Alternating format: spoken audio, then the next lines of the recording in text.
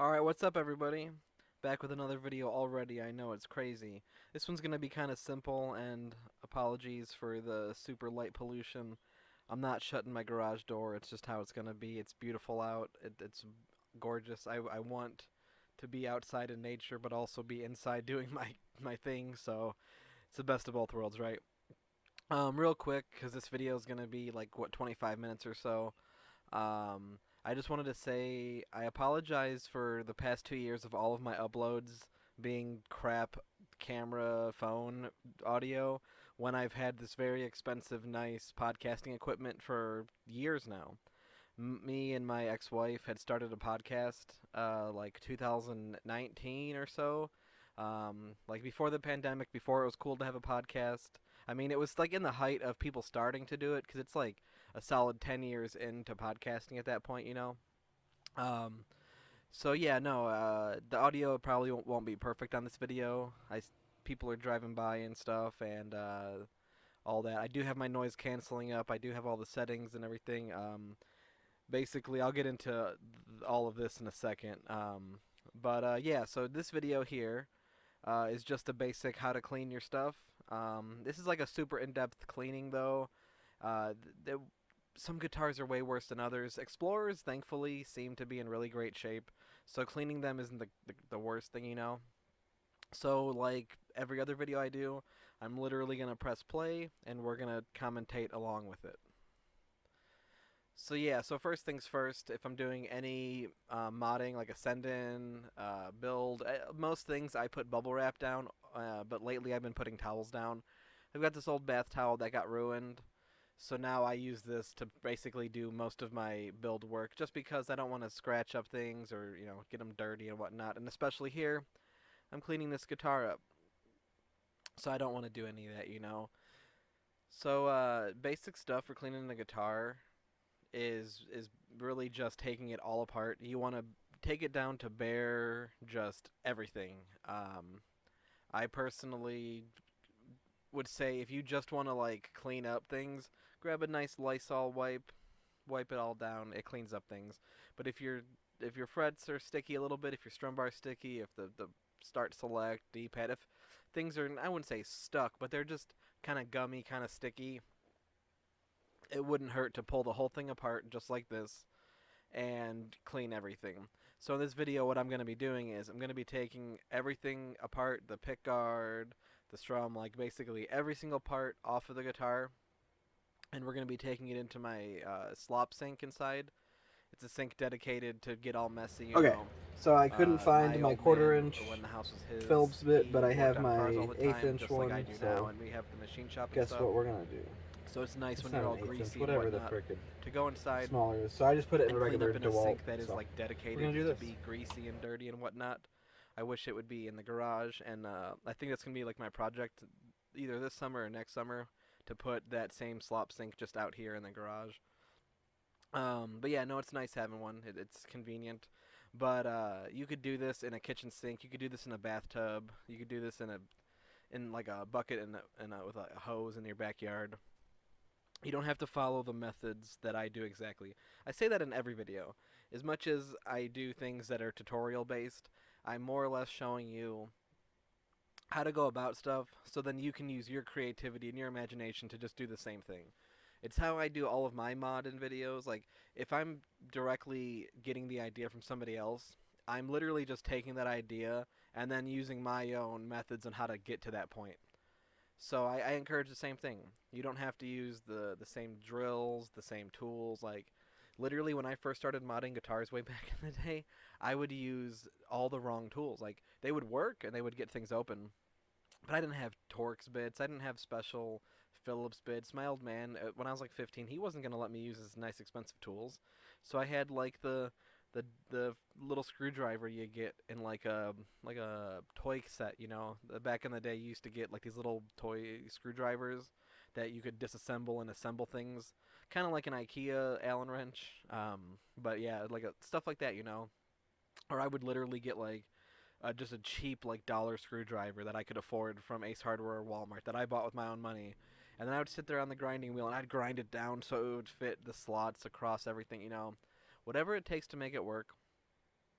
The hard part now versus back in the day that really sucks for like the age of exploration is back in the day I was able to mod guitars every single day and I would break them every single day. In my early infancy days, I literally was breaking guitars all the time. One thing I would do a lot and I've really had to like force myself to stop doing is I would be working on something, plug it in to test it.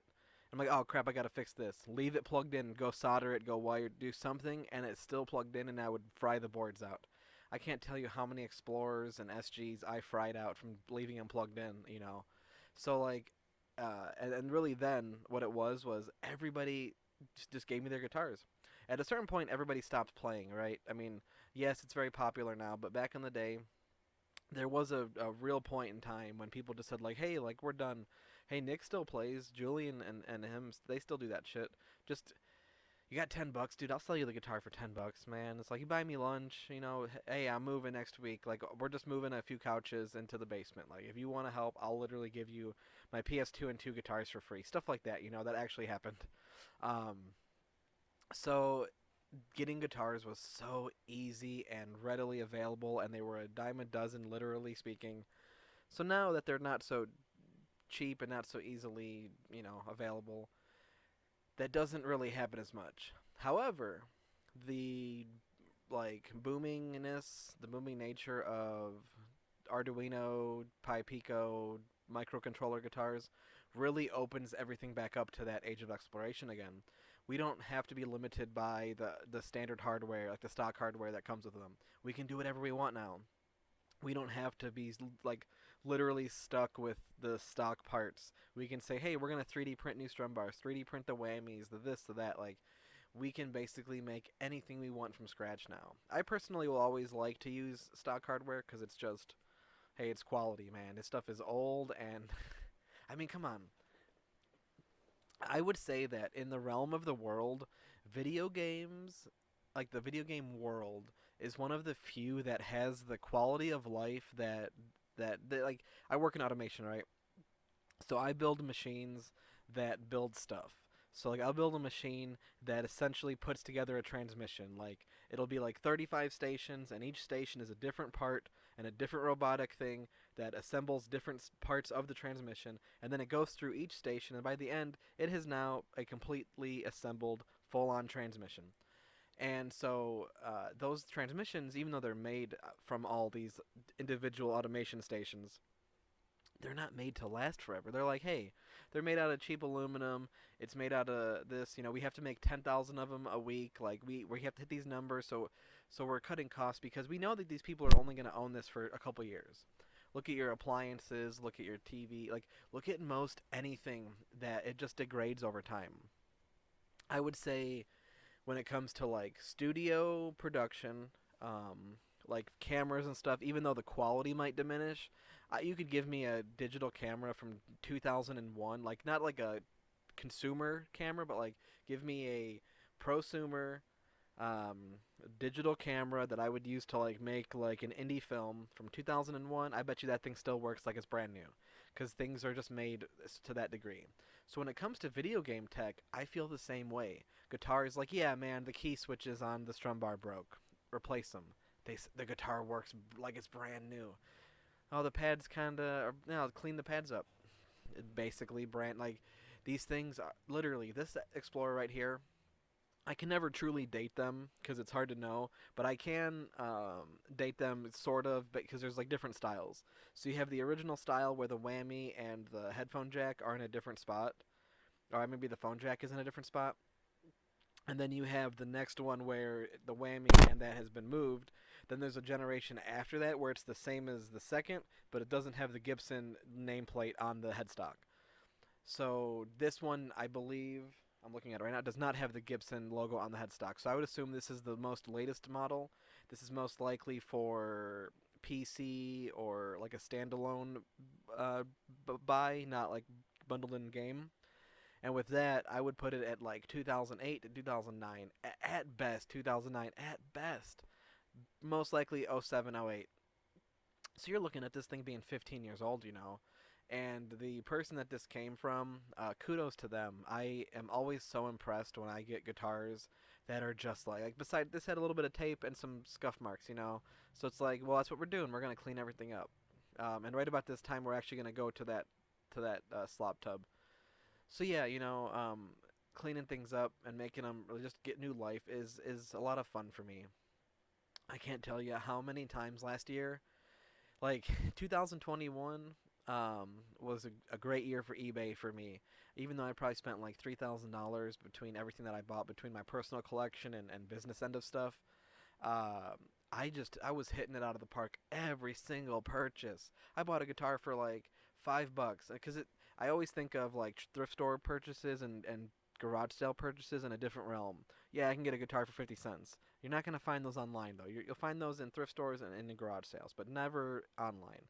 So like online prices are a little bit different, and I don't really consider shipping. So like this thing was total $20 with shipping, but the guitar itself was $5. It said the frets were dropping. It was a wee Les Paul. The frets are dropping. Everything sucks. This guitar doesn't work. I plug it in. It worked perfectly, literally perfectly. I didn't even clean it. It just worked. Where I mean, I have a clip on my YouTube channel. Like I paid 18 like 97 for this guitar because it didn't work, and then I bust out an FC of Panic Attack solo because it's just So I was knocking it out of the park. Then 2022 came, more or less the half, like between like July and December of 22, and more recently too. Whenever I buy a guitar bundle, I've been getting, I wouldn't say burned, but man, I've been getting really shit deals. So basically, I always go for lots. I don't hide my methods. I don't shy away from it because literally, if there becomes a point when I can't source things, I'll stop working on things. I'll stop doing build for service and I'll do only send-ins. That's life. It's no sweat off my skin. But I get lots a lot, so I'll try to find like people that are selling like four guitars for like $100, whatever the shipping is, whatever. So I find a lot that are really cheap. Like one time, one of my buddies sent me three Red Octane wireless for like $30. I bid on it. I was like, it was. I usually never bid. I usually only do the buy nows. I bid on it. I won the bid. It was like 10 hours left. I won the bid. The guitars get here. Holy shit! There was duct tape on them. There was plastic tape, like cellophane tape on it. There was like marker, and the one was like cracked to shit. Like these guitars, even though they're still shells and I can still fully refurbish them, the amount of time it would take to sand them down, to refurbish, to repair, to like I can't be charging $700 for a Red Octane wireless guitar just because I spent 3 weeks every day, like every day after work for 3 weeks rebuilding it. It's unrealistic. But at least I get the extra parts like the frets; those fit the Les Pauls, and on like the World Tour guitars and stuff. I get the strum bar, the switches, the board. That's cool. I get spare parts, and I can use the bodies and interchange the necks and things.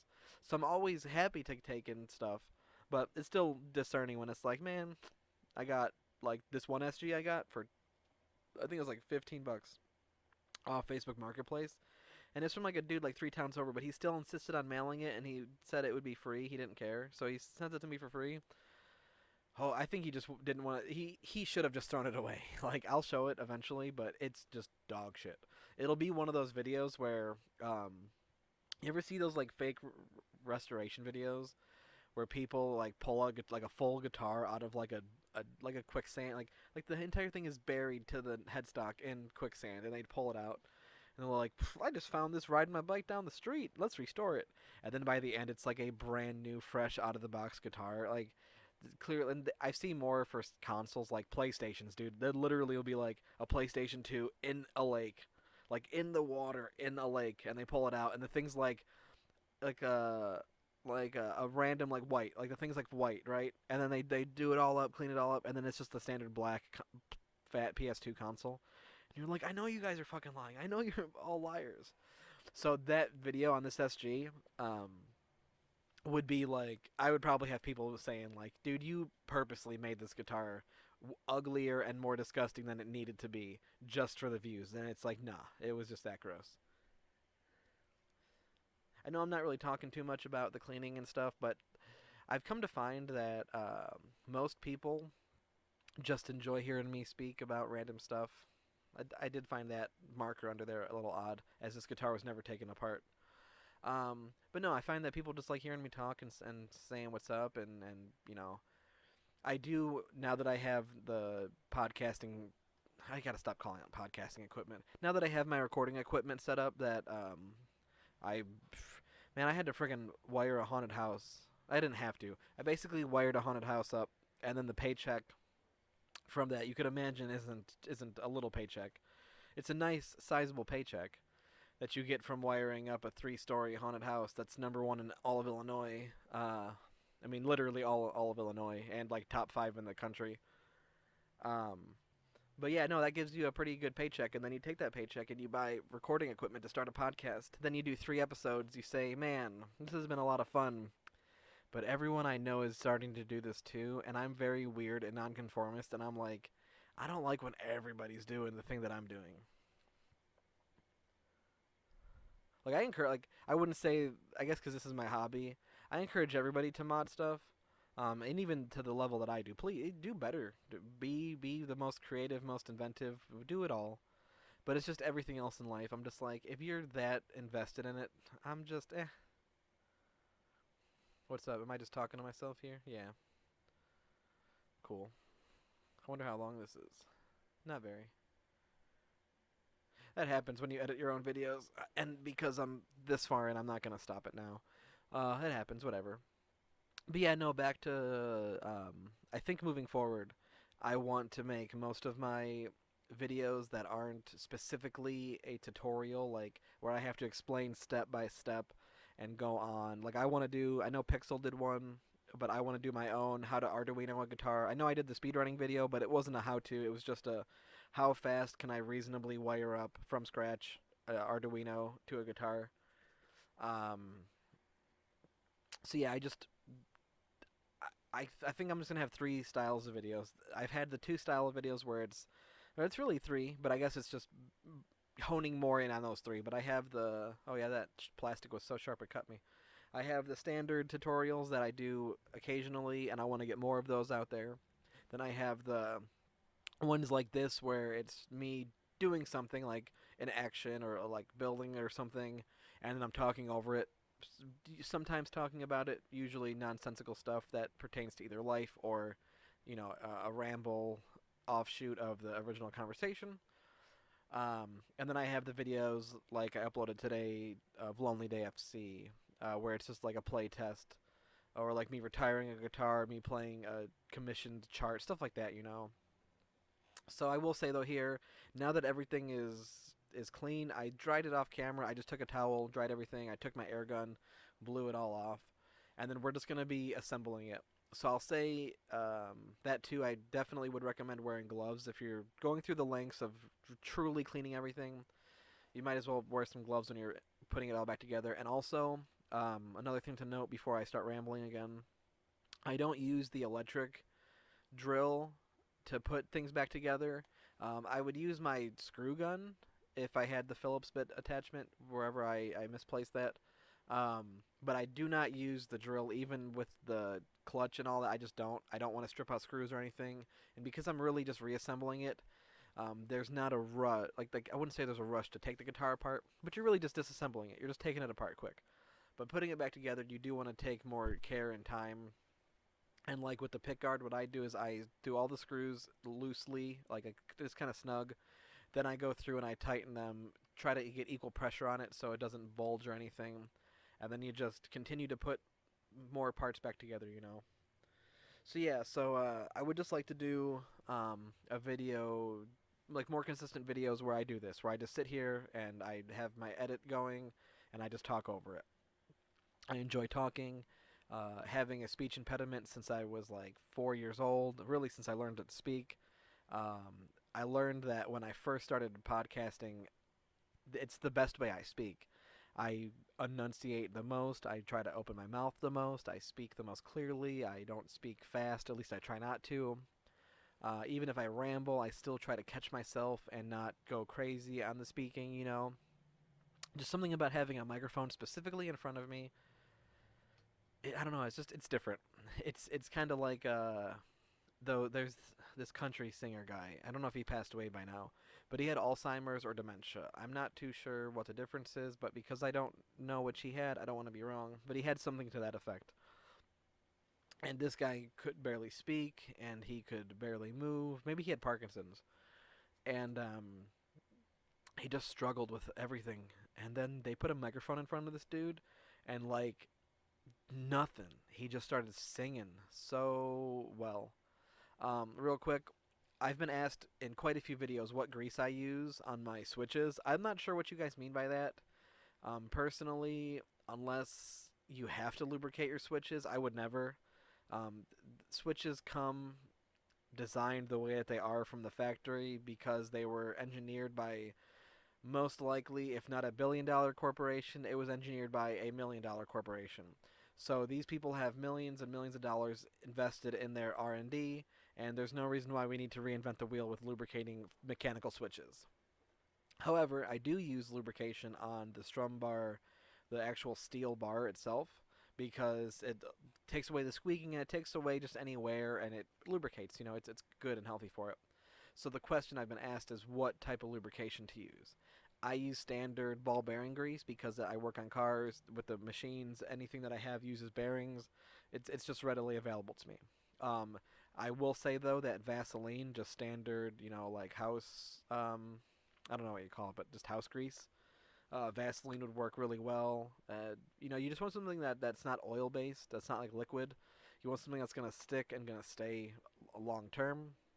Oils will generally degrade the plastic and they're not going to last. They actually will dry up and rust things out. So yeah, you want more of like a greasy, um, like a gel, if you will. I forgot what I was talking about. Yep, yep, yep. Don't want any dead air, so I'm just gonna keep on saying I forgot what I was talking about. Something about speech. I don't know. It's been fun.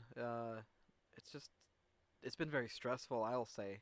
Oh my god, I ordered these switches from like these fretboard switches from somebody online back in like March, and they still haven't shown up. So instead of like trying to figure out an alternative, and I tried to, but instead of figuring out an alternative and getting that alternative and setting it in stone and fixing the freaking issue, I got really stressed out and I procrastinated because I spent a lot of money on these boards, and money I haven't gotten back yet. So I don't exactly have the money to put forth to cover the capital on buying a whole bunch of new boards. So I'm kind of stuck in this limbo of like, what the do I do? I literally can't afford the new boards because I haven't gotten the money back from the old boards that I haven't received. I haven't gotten paid from Etsy because I put it to where I don't get paid till I ship, even though I'm past all my preliminary stuff. I still set it that way. That way, in case anything happens and I need to refund money to somebody, I haven't spent their money. Being a single parent who is divorced and with child support and all that and everything that comes with it, let me just tell you, I spend money as it comes. So I like to keep people's money that's not mine truly yet until things have shipped, locked away and hidden. You know, it's just safe that way.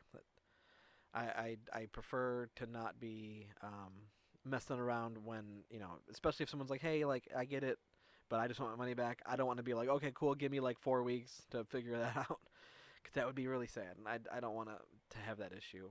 Um,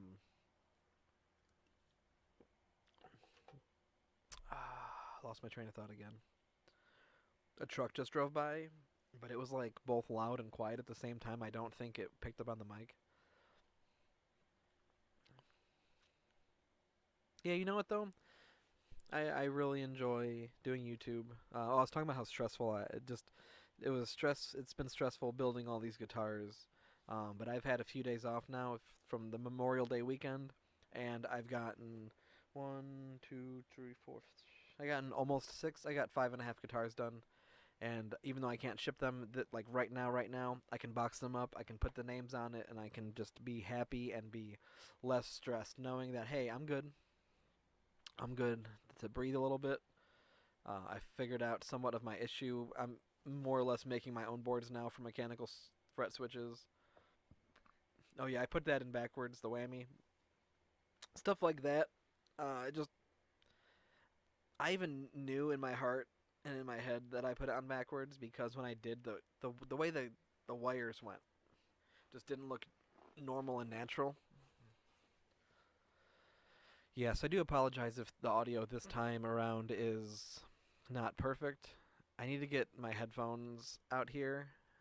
I have like a set of wired headphones that I have for this recorder that I use to monitor the audio. So right now, the only thing I'm using to monitor the audio is just my level, I guess, my EQ level on OBS, which is cool because what really sucks about buying, like, I wouldn't say super expensive equipment, but when you buy like higher end equipment that has proprietary tech and like software, and it's not just like, okay, basically here's my rant.